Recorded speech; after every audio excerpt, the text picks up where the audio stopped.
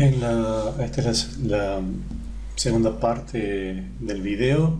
Vamos a ver ahora en la historia de los jardines de Occidente la Edad Media y cómo la Edad Media se convierte en Renacimiento, en Edad Moderna. Durante la Edad Media, acá tenemos este texto de San Agustín, es del siglo V, es decir, es un poco justo cuando está comenzando la Edad Media. Y dice San Agustín: viajan los hombres para admirar la altura de los montes y las ingentes olas del mar y las anchurosas corrientes de los ríos y la inmensidad del océano y el giro de los astros, y se olvidan de sí mismos. Vean que acá lo que está criticando San Agustín es el conocimiento del mundo. Dice, no hay que viajar, no hay que admirar la altura de los montes. Las olas del mar, ¿para qué sirven? No valen la pena las corrientes de los ríos. La verdad, la única verdad, no está afuera, no está en las cosas, sino que está en uno mismo, está en la introspección. Este camino hacia la introspección y hacia olvidarse la realidad es el camino que empieza a recorrer la Edad Media, la humanidad en la Edad Media. Esta búsqueda de Dios en las Escrituras, en la reflexión interna de las Escrituras, de la Biblia, y este olvido, digamos, de los objetos, este olvido de las cosas. En vez de reflexionar sobre las cosas, se reflexiona sobre lo que dice la Biblia de las cosas. Y todas las cosas, todo lo que aparece en el mundo, en realidad remite a situaciones de la Biblia. El mundo entonces se reconstruye de una forma simbólica, y eso se nota en la representación gráfica. Como ustedes ven acá a la izquierda, es una imagen de un manuscrito muy famoso de Beato de Facundus. Es de 1047, ya había pasado bastante tiempo de la Edad Media. Vean cómo hace recordar a las imágenes de Egipto, cómo las figuras aparecen rebatidas, no son figuras reales. El animal que aparece acá es un cordero, pero vean que es como geométrico, las mismas personas son geométricas, los tamaños son diferentes en función de la importancia. Esta parte central pareciera como si fuera un claustro. Hay una parte central, un patio central con arcos que dan a ese centro.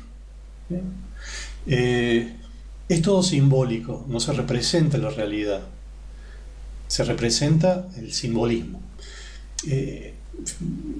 Esto fue incrementándose en el tiempo. En el siglo X, Odón de Cluny, que es un monje benedictino, que es uno de los monjes músicos. De hecho, Odón de Cluny es el que inventa la notación, el primero que escribe la notación de la música con letras, con modo que se utiliza en Estados Unidos. ¿Vieron? Se pone la P, el Si, la C, el Do.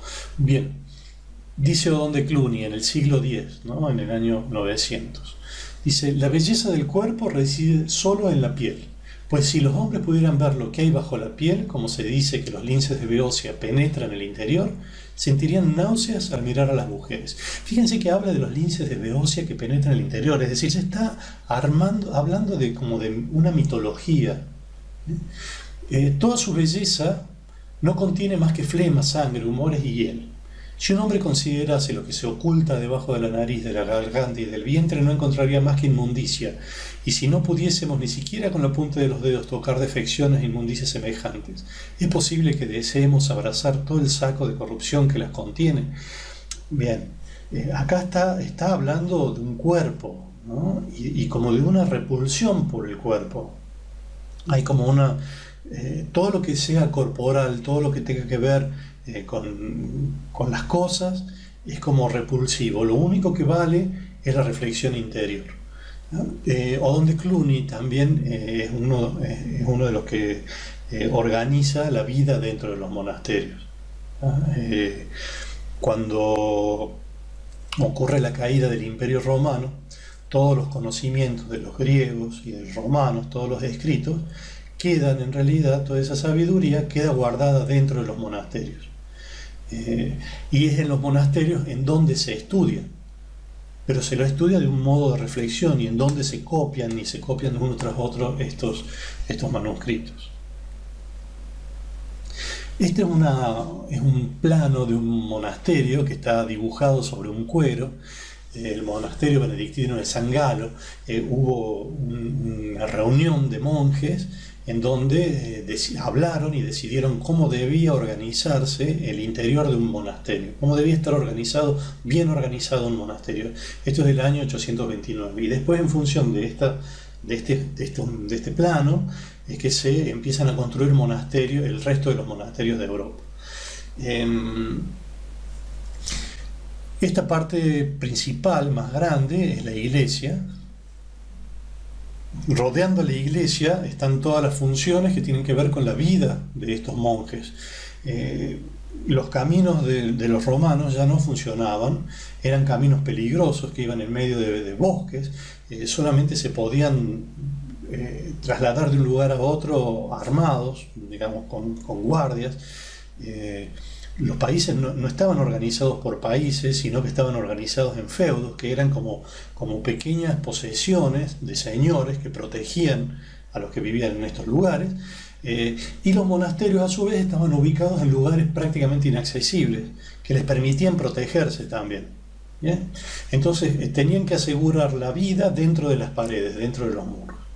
Y esto es lo que ocurría acá. Un gran espacio, que era el espacio en donde ocurría toda esta cuestión simbólica de conexión con Dios, que era el único objetivo en esa época, pero a su vez, en el momento de la vida, aparecían estos espacios que están marcados con azul, que son lugares abiertos, que son jardines, sería, dentro del monasterio.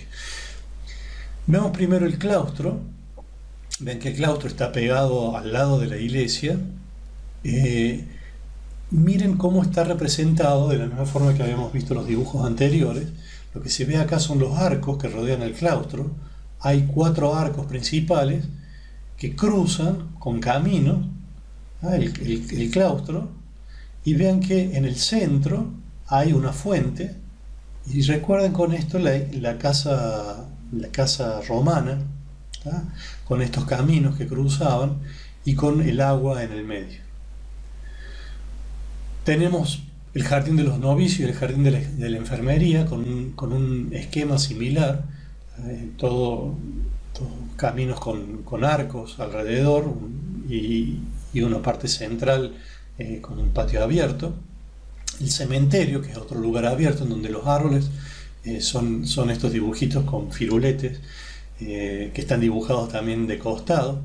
Y ven que aparece también un huerto con camas de cultivo y un herbolario también con camas de cultivo que estaba junto a la parte de la enfermería. Esta es una reconstrucción de un claustro, en el claustro de la abadía de Fontenay, en Borgoña, en Francia, y esta debe haber sido más o menos la conformación de los patios de los claustros. Solamente césped, y en la parte central, en estos cuadrados, lo que aparecían eran hierbas medicinales y perfumadas.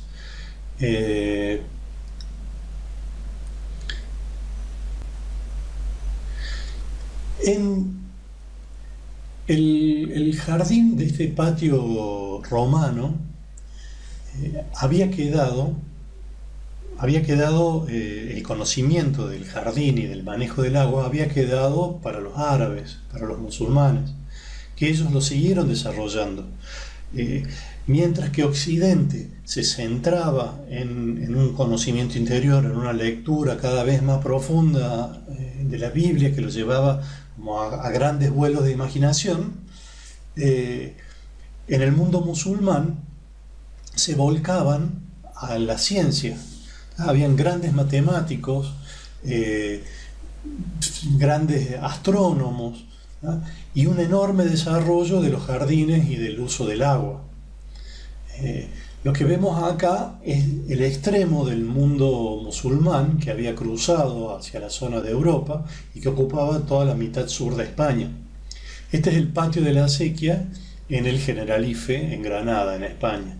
El patio fue construido a fines del siglo XIII y lo que se puede ver en este patio es la línea de agua central en una cruz. Acá lo que hay es también como un pórtico que está cruzado en dos, y un eje central con las plantas alrededor, ¿no? Con la vegetación y todo el juego del agua, como en una cuestión muy, muy sensible en relación tanto con el ruido, con las sensaciones.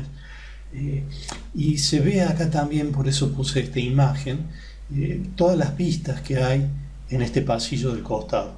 Había una sensibilidad hacia el territorio que en el resto de Europa no tenían. Estas vistas que hay desde acá son unas vistas lejanas. Bueno, hoy se ve la ciudad de Granada, y se ve también la Alhambra que queda justamente al frente. Este de acá es el Patio de los Naranjos, está en Sevilla, también en España. También es un patio musulmán. Esto que queda acá abajo, ven los arcos. Estos arcos son arcos musulmanes. Cuando España reconquista, el reino de España reconquista la zona, expulsa a los musulmanes, construyen sobre las edificaciones de los musulmanes, y acá, por ejemplo, construyen la catedral gótica de Sevilla, pero sin embargo dejan el Patio de los Naranjos. En el Patio de los Naranjos hay 4 fuentes en las esquinas. Acá abajo se puede ver una gran fuente central, y aparece este tema que se repite, que son los 2 ejes que cruzan en dos el patio. Vean que estos 2 ejes se refieren también, y la fuente en el centro se refiere a la fuente del Edén. Cuando vimos la primera imagen, que estábamos, el árbol de la vida era como una fuente. ¿Se acuerdan del cuadro ese que habíamos visto del Bosco? En el paraíso, la descripción de la Biblia habla de que desde el centro hay una fuente de la que nacen los 4 ríos del paraíso. Eso es representado continuamente en los jardines de este periodo de la historia. Acá en el Patio de los Naranjos es muy interesante ver, no sé si ustedes van a llegar a ver en la resolución del video, pero todas esas líneas más oscuras que hay rodeando los árboles de los naranjos, son como pequeños canales que arman dibujos en el piso y que hacen que el agua de la fuente riegue todo el jardín. Esta cultura de los jardines, en la Europa de los monasterios, en la Europa de la Edad Media, como veíamos que estaba dentro de los claustros, ¿no? Dentro de los monasterios. Lo que vemos acá es el monasterio de la Grande Chartreuse, en Borgoña, en Francia, del año 1100, construida en función de este plano que habíamos visto de San Galo, con la iglesia en el centro y con todos los monasterios alrededor, pero con todas las habitaciones y las actividades alrededor, siempre rodeados por un muro. Podemos ver en este dibujo de la época los bosques que rodeaban este lugar, caminos, pero la vida transcurría principalmente dentro de los muros. Todo esto cerrado y fortificado, lo que permitía era una vida segura, pero a su vez acá adentro de este monasterio estaban los manuscritos que después iban a ser retomados en el Renacimiento. Es decir, las discusiones que ocurrían dentro del monasterio, estaba todo el conocimiento de los griegos y los romanos, que de algún modo cuestionaban, en la medida en que empezaban a ser leídos de modo honesto, terminaban cuestionando esta negación del entorno. Abelardo es uno de los primeros, en el año 1100 más o menos, es uno de los primeros que cuestiona la Biblia y el pensamiento cristiano, y es uno como de los primeros pensadores de la modernidad. Es un monje cisterciense, dice ahí Eloísa porque Abelardo se enamora perdidamente de Eloísa, que después se hace monja también y por eso tiene algunos problemas. Dice Abelardo: me dispuse a explicar los fundamentos de nuestra fe mediante similitudes basadas en la razón humana. Fíjense, la fe tratando de explicarla a través de la razón. Mis alumnos me pedían razones humanas y filosóficas y me reclamaban aquello que pudiesen entender y no aquello sobre lo que no pudiesen discernir. Decían que no servía de nada pronunciar muchas palabras si no se hacía con inteligencia, que no se podía creer nada que previamente no se hubiese entendido. Está hablando de entendimiento y está hablando de razón. Y dice, y que es ridículo que alguien predique nada que ni él ni sus alumnos no puedan abarcar con el intelecto. Por supuesto que Abelardo es combatido, sobre todo por Bernardo de Claraval, de los monjes cartujos, combatido y nombrado hereje y perseguido. Dice Bernardo de Claraval, dice, puesto que estaba dispuesto a emplear la razón para explicarlo todo, incluso aquellas cosas que están por encima de la razón, su presunción estaba contra la razón y contra la fe. Porque ¿hay algo más hostil a la razón que tratar de trascender la razón por medio de la razón? ¿Y qué hay más hostil a la fe que negarse a creer lo que no puede alcanzarse con la razón? A ver, Abelardo ya había empezado un camino del que no había retorno. Había empezado a cuestionar cualquier tipo de creencia. Y fíjense que para que existan los jardines y para que existan las técnicas de los jardines, lo que hace falta es la ciencia. Hace falta un conocimiento que mire al mundo exterior y que lo cuestione y que pueda trabajar sobre el mundo. Es interesante que vean acá en el monasterio de Grand Chartres, ven esas piecitas que hay ahí. Esas piecitas en realidad son las habitaciones de los monjes. Y los monjes a lo que se dedicaban eran a cultivar rosas, entre otras cosas. Y lo que hacían era, en función de los diferentes cruces genéticos que seguramente ustedes sabrán mejor que yo, creaban nuevas especies. Y empezaban a darse cuenta de que este mundo tenía una serie de reglas que iban más allá y que se podían llegar a reconocer y que iban más allá de lo que decía la Biblia. Esta imagen es una miniatura, es un manuscrito que se llama Las muy ricas obras del duque de Berry, del año 1413. Ya está bastante empezado el Renacimiento en esta imagen. La traigo acá porque vean cómo cambia la representación del espacio. Mientras antes, bueno, ya acá en los monjes había una diferencia en donde ya se veía el espacio distinto, pero en esta imagen del manuscrito ya se pueden reconocer árboles, se pueden reconocer elementos del territorio, se puede ver bien el castillo, y lo que hace acá es ir contando por fechas cuáles eran las diferentes tareas y actividades que se hacían en cada época del año. Acá en un acercamiento se puede ver de nuevo el castillo de los señores feudales, pero bueno, ya se ve ahí que estaban circulando, ya estaban en el exterior, había gente que vivía y que estaba cortando, ya estaba segando probablemente el trigo. Ya era una de las actividades que correspondía en función de la época.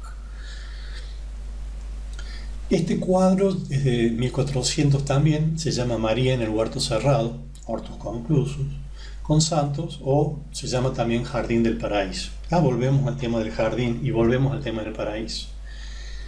¿Qué es lo que se ve acá?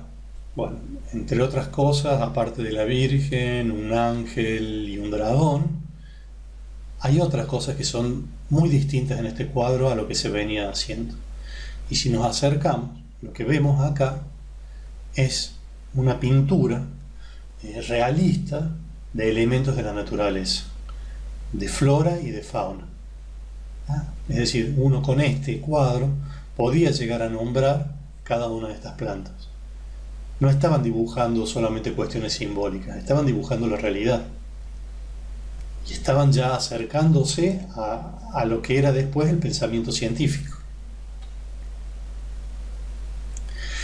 Esta es otra miniatura de un manuscrito que se llama De Esfera, Eh, si bien tienen todas cuestiones esotéricas, estos son todos manuscritos esotéricos con un montón de simbologías que son muy complejas de comprender, pero vean que acá, cuando se habla de Venus, que es la diosa del amor, se la ubica dentro de un jardín.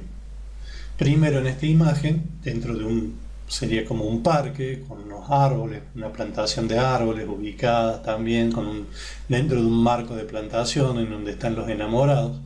Y después acá, en un jardín ya cerrado, vean que acá también aparece ya la perspectiva, ¿no? Hay una idea de perspectiva, ya no es el dibujo plano que veíamos antes, sino que es un dibujo que tiene un punto de fuga, tiene toda una técnica para hacerlo.